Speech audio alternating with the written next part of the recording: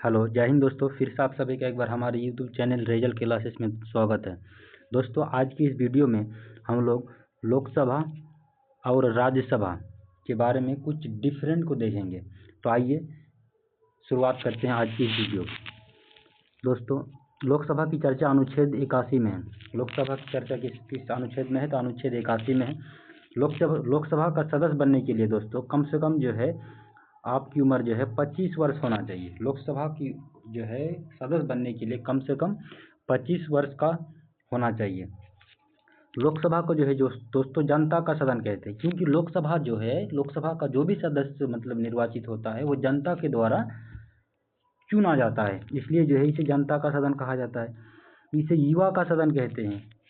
इसे क्या कहते हैं? युवा का सदन कहते हैं, क्योंकि इसमें सभी लोग क्या होते हैं? युवा होते हैं। ठीक है। इसका चुनाव जनता प्रत्यक्ष रूप से करती है। इसका चुनाव जो है जनता प्रत्यक्ष रूप से करती है। ठीक है दोस्तों, इसे निम्न सदन भी कहते हैं। इसे जो है निम्न सदन भी कहते हैं। लोकसभा को जो है निम्न सदन भी कहा जाता है। इसका कार्यकाल जो है 5 वर्षों का होता है। लोकसभा का कार्यकाल कितना होता है? 5 वर्षों का होता है। इसे जो है प्रत्यक्ष सदन कहते हैं। प्रत्यक्ष सदन मतलब वही कि जनता जो है लोकसभा के सदस्यों को जो है प्रत्यक्ष रूप से वोट देकर जो है दोस्तों चुनते हैं, इसलिए इसे क्या कहते हैं? प्रत्यक्ष सदन भी कहते हैं। ठीक है। ये जो है दोस्तों भंग हो सकता है। ठीक है। ये इसके कार्यकाल कितना होता है? 5 वर्ष होता है। ठीक है। ये 5 साल से पहले भी भंग हो सकता है लोकसभा। ठीक है दोस्तों, ये था कुछ लोकसभा के बारे में महत्वपूर्ण जानकारी। अब देखते हैं राज्यसभा। राज्यसभा ये अनुच्छेद 80 में इसका चर्चा है। अनुच्छेद 80 में राज्यसभा की चर्चा है। इसमें राज्यसभा सदस्य बनने के लिए न्यूनतम उम्र जो है दोस्तों 30 वर्ष होना चाहिए। 30 वर्ष होना चाहिए राज्यसभा का सदस्य बनने के लिए। इसे जो है दोस्तों बूढ़ों का सदन कहते हैं। ये जो है अप्रत्यक्ष सदन होता है, मतलब इसका जो चुनाव है दोस्तों वो जनता मतलब इसको नहीं चुनता है। इसका चुनाव जो है अप्रत्यक्ष रूप से इसका चुनाव होता है। ठीक है। इसका चुनाव जो है जनता नहीं करती है। ठीक है। ये उच्च सदन होता है, जबकि लोकसभा क्या है? वो निम्न सदन होता है।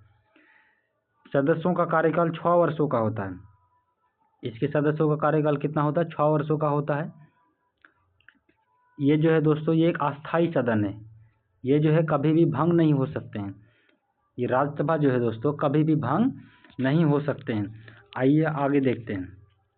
आगे है दोस्तों कुछ संसद के बारे में कुछ महत्वपूर्ण जानकारी देख लेते हैं। संसद की चर्चा अनुच्छेद 79 में है। पार्लियामेंट शब्द फ्रांस से लिया गया है, जबकि संसद की जननी ब्रिटेन को कहते हैं। संसद की जननी किसको कहते हैं? ब्रिटेन को कहते हैं। पार्लियामेंट शब्द कहाँ का है दोस्तों? तो फ्रांस का है। ठीक है। देखिए दोस्तों, संसद का जो है 3 अंग होता है। पहला लोकसभा, इसका नाम दोस्तों पहले जो है हाउस ऑफ द पीपल, यानी house of the people, Lok Sabha को पहले हाउस ऑफ द पीपल के नाम से जाना जाता था, बाद में इसको लोकसभा किया गया।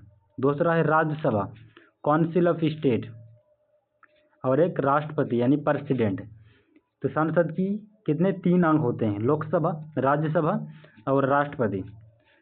उसके बाद नेक्स्ट देखते हैं आगे। संसद के 2 सदन होते हैं, लोकसभा और राज्यसभा। सदन कितने होते हैं? 2। अंग होते हैं दोस्तों 3 होते हैं। आगे देखते हैं संसद के बारे में कुछ अन्यता से देख लेते हैं।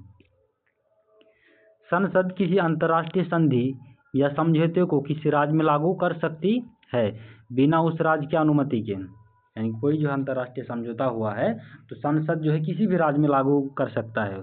ठीक है। संसद भवन के बीच के भाग को सेंट्रल हॉल कहलाता है। सेंट्रल भवन से संसद भवन का बीच का भाग क्या कहलाता है? सेंट्रल हॉल कहलाता है। ठीक है। विदेशी अतिथि सेंट्रल हॉल में ही भाषण देते हैं। कोई विदेशी अतिथि जो है वो कहाँ भाषण देते हैं? तो सेंट्रल हॉल में ही भाषण देते हैं। संविधान का निर्माण जो है सेंट्रल हॉल में बैठकर ही हुआ था। संविधान का निर्माण कहाँ हुआ था दोस्तों? तो सेंट्रल हॉल में ही बैठकर जो है संविधान का निर्माण किया गया था। सेंट्रल हॉल में 1000 तक आदमी बैठ सकता है। सेंट्रल हॉल में जो है कितना आदमी बैठ सकता है? तो 1000 आदमी बैठ सकता है।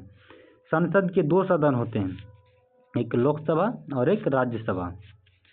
तो आइए देखते हैं दोस्तों।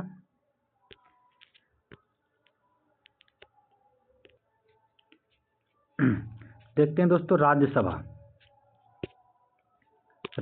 को। ठीक है।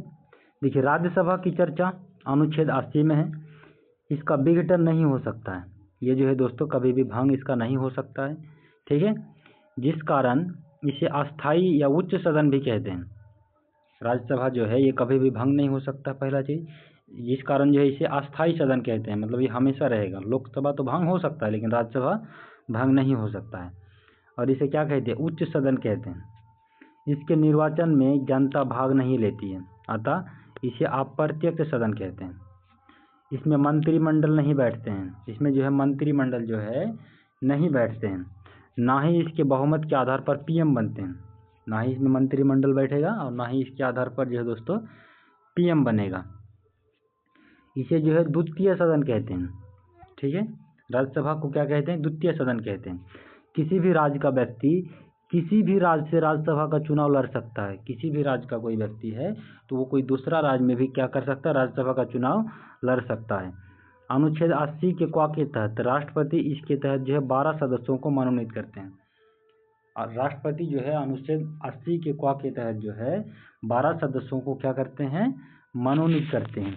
राज्यसभा के सदस्यों का कार्यकाल जो है दोस्तों 6 वर्षों का होता है, किंतु इसके जो है इसका सभी सदस्यों का चुनाव एक बार में नहीं होता है, ठीक है, बल्कि प्रत्येक 2 वर्ष के बाद 1/3 सदस्यों का निर्वाचन होता है।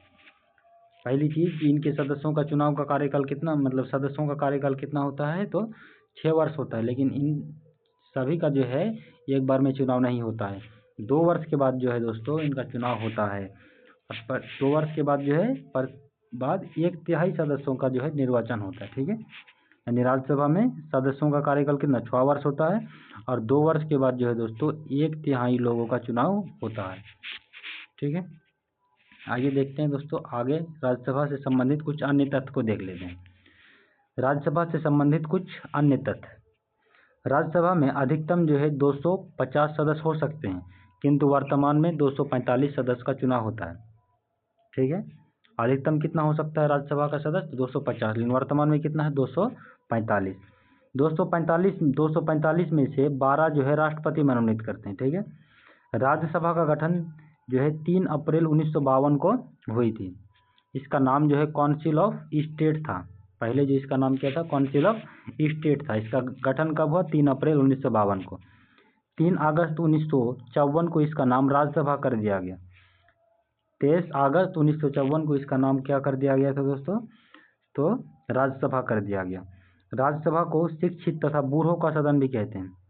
राज्यसभा को क्या कहते हैं, शिक्षित तथा बूढ़ों का सदन भी कहते हैं। राज्यसभा सदस्य बनने की शर्तें क्या क्या है, भारत का नागरिक होना चाहिए, पागल दिवालिया ना हो, कम से कम 30 वर्ष आयु हो, किसी भी लाभ के पद पर ना हो। चलिए दोस्तों देखते हैं लोकसभा को। लोकसभा इसकी चर्चा जो है अनुच्छेद 81 में है। इसका विघटन 5 वर्ष से पहले भी हो सकता है, ठीक है। इसका जो विघटन है वो 5 वर्ष से पहले भी हो सकता है, जिस कारण इसे अस्थायी या निम्न सदन कहते हैं। इसके बहुमत के आधार पर पीएम बनते हैं, ठीक है दोस्तों। इसके बहुमत के आधार पर ही जो है पीएम बनते हैं। मंत्रिपरिषद लोकसभा में बैठते हैं, अतः इसे प्रथम सदन कहते हैं। जो मंत्रिपरिषद होते हैं वो कहाँ बैठते हैं, लोकसभा में ही बैठते हैं, ठीक है। और मंत्रिपरिषद जो है लोकसभा के प्रति जिम्मेदार होते हैं। इसका चुनाव जनता सीधी करती है, ठीक है, सीधे करते हैं। ये जो है इसका चुनाव कौन करते हैं दोस्तों, जो जनता। इसे आप प्रत्यक्ष सदन भी कहते हैं, यानी जनता इसको डायरेक्ट चुनती है, इसलिए इसे क्या कहते हैं, प्रत्यक्ष सदन कहते हैं। इसे जनता का सदन भी कहा जाता है, क्योंकि जनता द्वारा ये चुनाव होता है, इसलिए इसे जनता का सदन भी कहा जाता है। भारत का नागरिक किसी भी राज्य से लोकसभा का चुनाव लड़ सकता है। भारत का कोई नागरिक है वो अगर लोकसभा का चुनाव लड़ना चाहता है तो किसी भी राज्य में जाके लड़ सकता है। एक व्यक्ति 2 जगह से लोकसभा का चुनाव लड़ सकता है, लेकिन चुनाव 2 जगह से अगर जीत लेता है तो एक जगह से दोस्तों उसको इस्तीफा देना पड़ेगा। लोकसभा से संबंधित कुछ अन्य तथ्य देख लेते हैं। लोकसभा में अधिकतम सीटों की संख्या 552 है, लेकिन वर्तमान में 243 सीटों पर ही निर्वाचन होता है। लोकसभा में जो है अधिकतम सीटों की संख्या 552 है, लेकिन वर्तमान में जो है 543 सीटों पर ही निर्वाचन होता है। लोकसभा की पहली बैठक 13 मई 1952 ईस्वी में हुई। उस समय जो है इसका नाम हाउस ऑफ पीपल था, लेकिन 1954 में इसका नाम बदलकर लोकसभा कर दिया गया, ठीक है। बजट जो है लोकसभा में प्रस्तुत होता है, राज्यसभा से यानी राज्यसभा से 14 दिन से अधिक इसे नहीं रोक सकता है। राज्यसभा इसे जो है 14 दिन से अधिक नहीं रोक सकती है। किस बजट को प्रस्तुत केवल कहाँ होगा? लोकसभा में बजट। मंत्रिपरिषद लोकसभा के प्रति उत्तरदायी होता है। मंत्रिपरिषद जो है लोकसभा के प्रति उत्तरदायी होता है। एक नोट है दोस्तों, देख लेते हैं कि संविधान संशोधन के मुद्दे पर लोकसभा तथा राज्यसभा दोनों की शक्ति समान है। यानी जो है संविधान संशोधन के मुद्दे पर जो है लोकसभा तथा राज्यसभा को दोनों को समान शक्ति दी गई है। दोस्तों आज की वीडियो में यहीं तक। दोस्तों वीडियो अगर अच्छा लगे तो लाइक और शेयर जरूर कीजिएगा और चैनल को सब्सक्राइब जरूर कीजिएगा।